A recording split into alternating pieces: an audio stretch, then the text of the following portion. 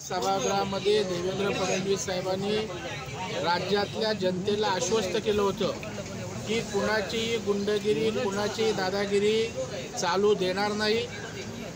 आरोपी कोणी असो, तो कुणाशीही संबंधित असो, कारवाई केली जाईल अशा प्रकारची भूमिका होती। त्याप्रमाणे सरकारने, पोलीस खात्याने फासे आवळायला सुरुवात केली, त्यांच्या मालमत्ता जप्त करायला सुरुवात केली, त्यांच्या नातेवाईकांना ताब्यात घेतलं, अगदी पत्नीला चौकशीसाठी बोलावलं।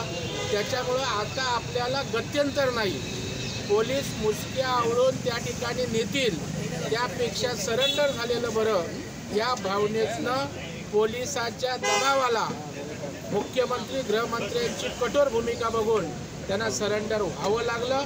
आता तपासात त्या ठिकाणी वेग येईल आणि दूध का दूध, पाणी का पाणी होईल आणि जे आरोपी असतील, ज्यांच्यावर संशय त्या ठिकाणी घेतला जातोय, त्याला त्या ठिकाणी कारवाई त्याच्यावर होईलच।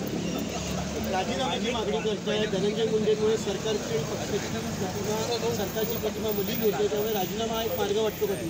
आपण एक गोष्ट लक्षात ठेवा, देवेंद्रजी फडणवीस साहेबांचं राजकारण या महाराष्ट्रानं, देशानं पाहिलेलं आहे। एक सुसंस्कृत आणि प्रतिमेला स्वतःच्या जपणारा नेता अशी त्यांनी स्वतःची एक इमेज केलेली आहे आणि त्याच्यामुळं ते कुठल्याही दबावाला, कुठल्याही गोष्टीला त्या ठिकाणी बळी पडणार नाहीत आणि त्याच्यामुळं मग आरोपी कोणी असो, त्याच्यामध्ये संबंधित कोणी असो, ते माफ करतील, हयगय करतील असं मला अजिबात वाटत नाही।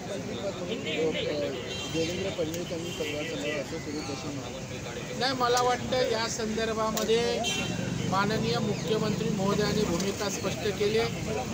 आमचे प्रदेशाध्यक्ष बावनकुळे साहेब, दोन्ही पक्षाचे इतर नेते एकत्रित बसून त्या ठिकाणी माननीय मुख्यमंत्र्यांकडे या संदर्भातली भूमिका ठेवतील, त्यानंतर निर्णय होईल।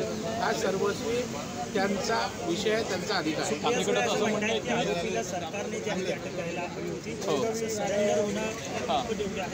मला वाटतं विरोधी पक्षांनी या राज्यात प्रत्येक गोष्टीचं राजकारण करायचं ठरवलं।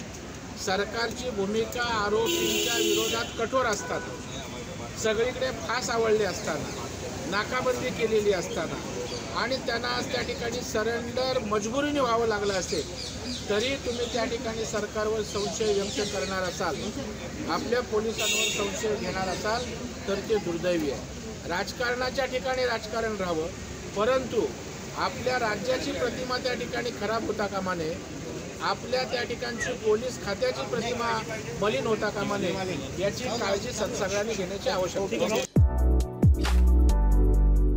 आपली माणसं, आपलं दुकान, श्री स्वामी समर्थ क्लॉथ आणि मॅचिंग सेंटर, तसेच श्री स्वामी समर्थ एंटरप्राइजेस होलसेल कापड दुकान। अकोलेकरांच्या पसंतीस उतरलेलं कापड विश्वातील लोकप्रिय नाव म्हणजे श्री स्वामी समर्थ कापड दुकान। मनमोहक वस्त्रालंकार, वाजवी किंमत आणि विनम्र सेवा। 6 वार साडी, 9 वार sari, Banarasi silk, suiting, shirting, Manchar टोपी, टॉवेल, शाल, नॅपकिन, फेटा, इनरवेअर आदी साहित्य एका छताखाली। लग्न बस्त्यासाठी खास अद्ययावत व्यवस्था, तसेच लग्न बस्त्यावर ट्रॉली बॅग फ्री। लहान मुलांच्या असंख्य व्हरायटीजचे मनमोहक कपडे, महिलांसाठी होलसेल स्वतंत्र साडी विभाग, तसेच स्वतंत्र लेडीज आणि जेंट्स विभाग। एक वेळ अवश्य भेट द्या, खरेदी करा मनमोहक वस्त्र आणि खुलवा आपलं सौंदर्य। आमचा पत्ता शाखा नंबर 1, श्री स्वामी समर्थ क्लॉथ व मॅचिंग सेंटर, अगस्ती कॉम्प्लेक्स, पहिला मजला, बाजार तळाजवळ, अकोले, तालुका अकोले। आणि शाखा number 2, Shri Swami Samarth enterprises wholesale कापड दुकान, भिंगारे गोडाऊन शेजारी, दत्त मंदिर रोड, कचेरी परिसर, अकोले। प्रोप्रायटर बेनके बंधू। संपर्क 75 88 51 31 33 आणि 024 24 22 33 24।